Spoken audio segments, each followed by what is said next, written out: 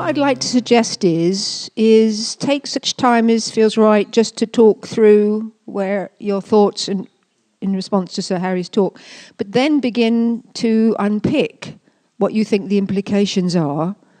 And you'll notice that the sheet suggests a way of thinking about it is what are some of the strengths and opportunities that the integration creates, and perhaps most important, some of the values that underpin the thinking in Scotland about the integration, the inclusion, but also some of the weaknesses stroke threats, in that territory called making change is not that straightforward. It doesn't matter how right it is. Resistance is inevitable. And it could be in ourselves as well, because it's not straightforward. And including and giving over control isn't straightforward. So there's lots of issues in there. But what would be really helpful is if we could learn from your wisdom. So if you wouldn't mind, in a minute in each group, having a blether about what your response to Sir Harry's talk, but then think about what the implications are in terms of strengths, opportunities, weaknesses and threats. I will be asking you inevitably report back. So one of you please be made to volunteer to be prepared to report back on those strengths and weaknesses.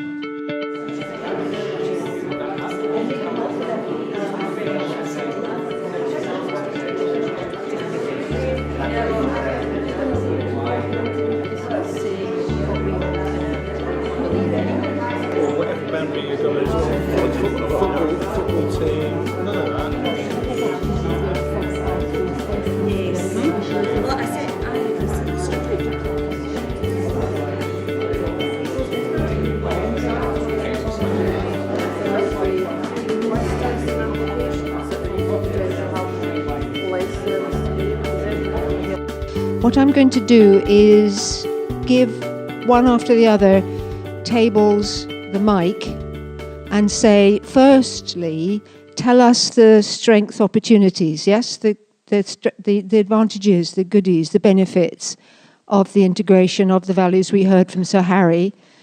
And what I'd love is, if you have similar ones, say so, yes, so we build up a sense of momentum, but what else are you adding? And then others will back that up with us getting a sense of the balance of the issues and concerns. The strengths we were talking about was hopefully better communication.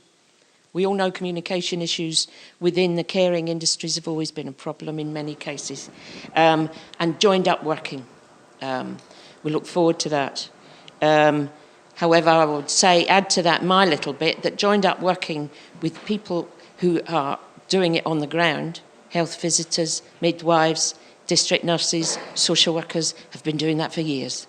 So as long as they listen to them, it should work. And the other thing is, the strength we thought was about the fact that they're actually going to be doing this. Coming together is very important, and that there's a commitment, there seems to be, to get it to work properly. And we just hope that those people on the ground and ordinary folk are constantly asked, do you think this is a good idea? The key strengths that we had were that organisations have the opportunity of working together better. That's the public sector and third sector. More focused services, focus on outcomes rather than processes, and our responsiveness would be improved. We also thought the third sector local knowledge, understanding and flexibility was key to all as well. We thought it was building on joint working, like others have said, building on connectiveness between organisations and across, using the hearts and minds of staff that are there and want to be committed to this, build on community involvement, value everyone and each, and build on community engagement and our opportunities. Did you want that? Go on, go for it. Be aspirational, strip out duplication, bring in the key people that can take the change in leadership, take risks, simplify processes and evaluate as you go. Don't be afraid to change things if it's not right and be able to take a U-turn.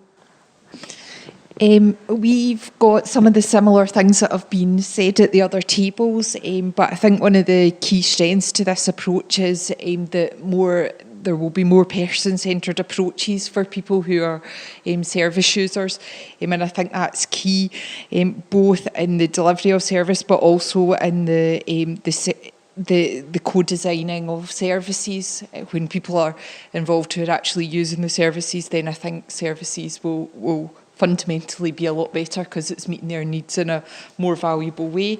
I think one of the great strengths and opportunities with this approach is that it allows us to bring all the knowledge and skills round the table as a winner. I think at times, although we have knowledge and lots of knowledge, it can be quite disparate.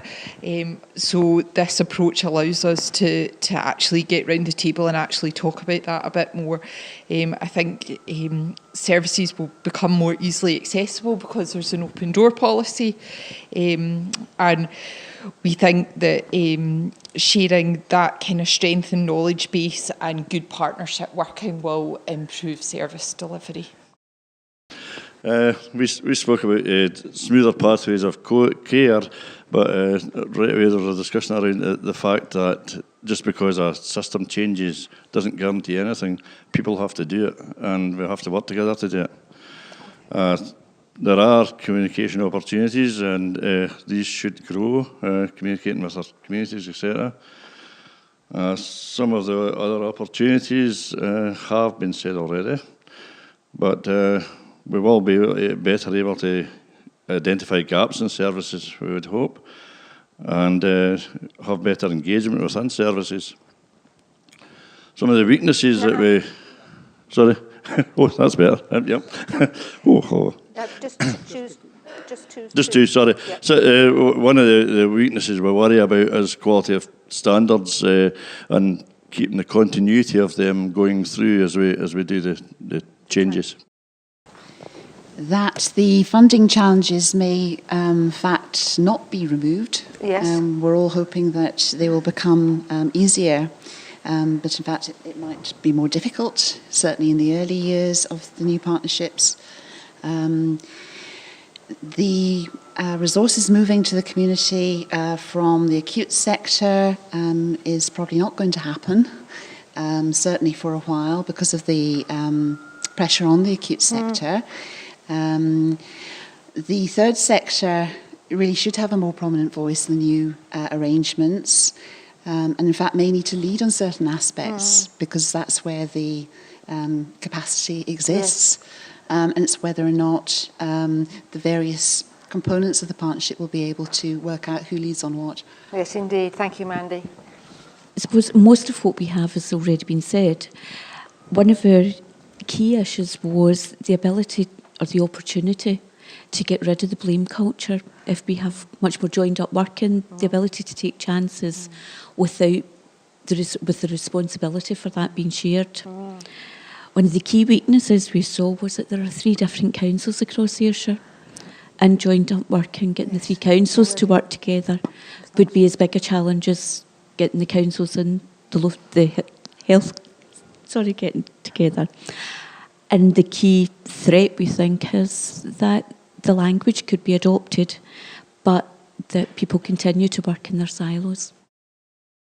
Sometimes the existing systems and processes and legislation doesn't allow what you want to do. So we were talking about churches used to have a lot more ability to do stuff around food, and all the legislation around health and hygiene, for probably well-meaning intentions, actually mitigates for loads of stuff not happening. So that concern. And the second thing is probably is around the press. The press doesn't allow the change process to happen that needs to take place because it becomes, there's a fear factor involved. It won't allow the change. It won't allow risk to people to take risks because they're always so aware, particularly of the local press, of the blame of either the local authority or the health board. And until we address something to do in a much more grown-up way with the local media and local press, it doesn't allow us to change like we should do. Yes. For the weaknesses, our group said about the cultural barriers in relation to the fact that health practitioners and social scientists are trained in different ways. We also questioned the definition of locality planning and said in relation to Pan-Ayrshire or just South Ayrshire, so that could potentially be a weakness. In relation to threats, we said about the lack of community and third sector agreement in strategic planning and political pressure to do with a need for consistency and continuity. Anybody would like to add to their strengths and opportunities or anything that's not been said on concerns? So just a few minutes to add to the debate, things that have not been said or heard yet. There could be a danger of too much reliance on the voluntary sector coming in on a constant basis when there's costs involved. Voluntary organisations and charities are struggling for money, and we wouldn't want the voluntary sector to be taken for granted in terms of the level of work it can do, not just with older people, but with any other sector. And so that has to be taken account of when people in responsible jobs are looking at their budgets. One of the things we felt was worth saying was that in terms of experience, not necessarily expertise, quite a different concept. In terms of experience, what we have in the pot in the county can actually move mountains. If we utilise it and use it together, it will move mountains, but no expertise as such. We've got lots of expertise, but that can be as big a problem as anything. People call themselves experts. But between us, we have an incredibly varied and vast reserve of experience, and we can use that to people's betterment if we actually do it a bit more together. Yes, I think one of the things is to try not to get too hung up on the fact that our resources are restricted at the moment, which they are. The major part of our resource is our staff for all the agencies that are here, and it's a huge number of people in terms of the health sector and also the local authorities and also all the volunteers. And we have a huge group of people who are healthy and able to volunteer and are retired or semi-retired, and we need to bring that into the picture as well. That's not to place too large a burden on them. Of course, that requires to be managed properly. But our resource is our people, our community, and we need to change people's attitude and make the community feel they're empowered to do things. I think what Harry said, just do it, is what all our employees should be told. If you think it's right and it's the right way to act, you're not going to be arrested for it, do it. Hi, it was just to pick up on a bit about people being assets, which I know Harry had spoken about. I think as a kind of frontline community engagement officer, one of the things that I see is that there are huge potentials in communities. However, I think as staff members of people who support groups within communities, I think that support is really, really important. This is not an easy process for anybody, and I think certainly from the local authority perspective, I think we need to be really, really good at supporting our asset so that they continue to be assets, because at times burnout and disempowerment and disenchantment with services comes to the fore, and I think it's really important that we as workers support our assets appropriately. The picture I'm getting is it's an exhilarating moment of opportunity. It's an extraordinary window for just that point in time when something very important, even if a third of Sir Harry's dream comes about and becomes embedded, it will be a different world. And there are mountains to climb. And I'm also picking up a reality that you understand is the period of transformation is often the hardest journey. It isn't always that when you get there and dwell in that good land, it's getting there that's hard. I'm also picking up a lot of wisdom about in the journey it won't be easy. One of the most important things to do is avoid blaming and dumping and accusations that someone isn't getting it right, maybe for reasons that make sense to them. And therefore, that negotiation about that. And we will feel betrayed at times, but that may be because that's normal. Just a point around, people talk about volunteers, and volunteers are really important, but what Harry's saying there is, and I'll give you an example, I think 2 or 3 years ago we had a very, very bad winter, and there was a lot of national research around how we respond to older people, and it turned out that because people were frozen in, lots of the neighbours that they'd never talked to before got their messages for them, chapped the door and said, "You're right, do you want some milk?" etc., etc. And what he's saying is it's not all about the big society, about, you know, the kind of official volunteers. It's about being a good neighbour. It's as basic as that. Are you looking out for the person that lives next door to you? Are you looking out for the kids when they're on the street playing? It's a completely different mindset change that we need to get to. And then another facet of that is how do we volunteer officially, if you like. But that's a very different thing. Yes.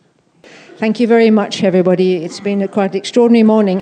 Thank you very much.